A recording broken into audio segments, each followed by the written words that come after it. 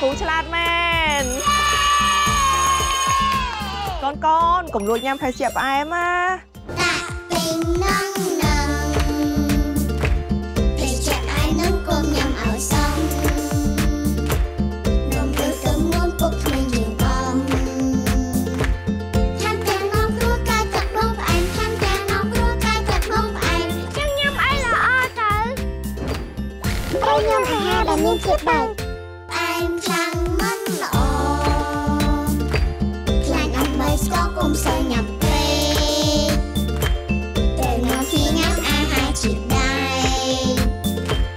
រួមសំចំណែកវីតាមីន C រួមសំចំណែកវីតាមីន C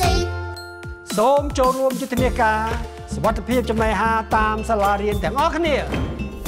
យុទ្ធនាការសុវត្ថិភាពចំណីអាហារតាមសាលារៀនសុខភាពកុមារជាតិដែរ